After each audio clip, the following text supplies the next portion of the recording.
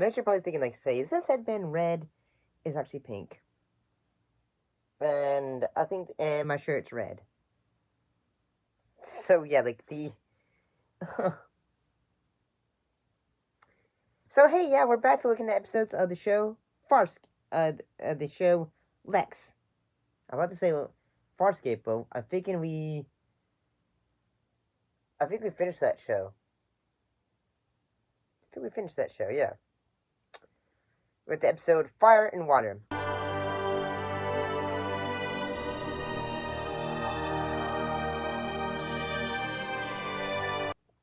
The Lexx crew is awakened after 4,000 years of cryosleep to find their now-functioning ship caught in orbit of a binary planet system. The crew is soon drawn into the never-ending war between two planets. Well, I kind of like the idea of, like, say, the Lexx crew, like, they've been going through hyperspace, sleep, and all that, and then suddenly they're awoken, and then basically the rest of the story is them trying to explain, like, how they got to that predicament. And I find that idea is very interesting. After which, like, say, a leader of a group, and I'm gonna say, like, the antagonists of this episode, they kind of make me think of Mad Max type.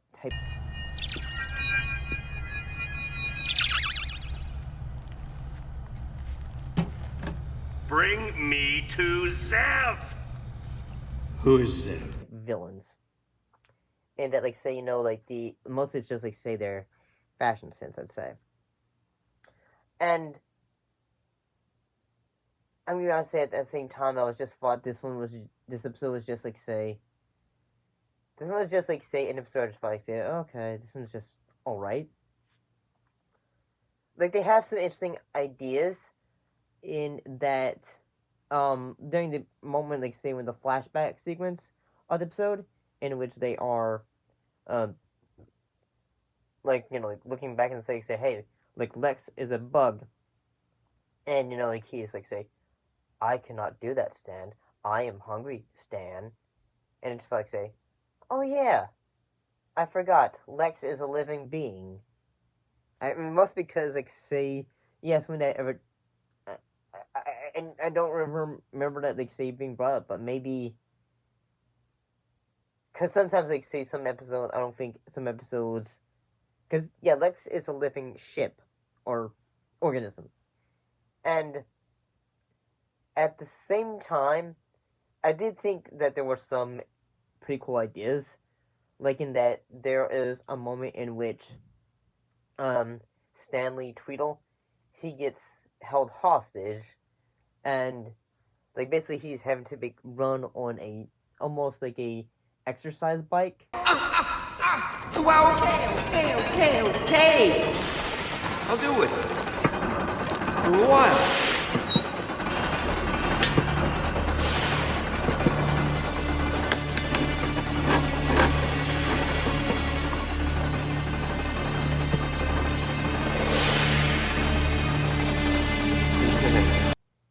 Except his head is held in a guillotine. And that's why, okay. So this is what the next trap in the next Saw movie is gonna be. Like, like a character is having to continue, like, like, running really quickly, and if they don't, poof, goes the weasel. Look, I'm Stanley H. Tweed, captain of the Lexx, and I'm not going to put up with this any longer. I know. What did I do to deserve this? Or something like that. And yeah, I thought this one was just an alright episode. The moments where the antagonist and, like, he's having discussions with Zev, because at one point 7-90 he ends up, like, like, going into restore mode, and then not restore mode, but basically reboot mode. If it's suddenly like,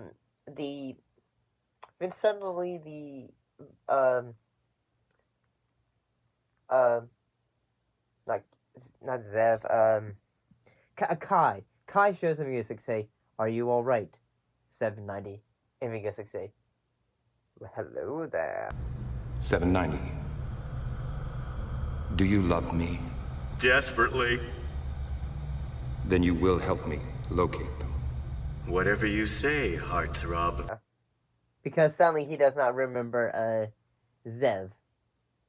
And I do love it in the episode when Kai jumps off the moon and goes, does he like say like the spring hook thing he does, and then he just like jumps out in the middle of space.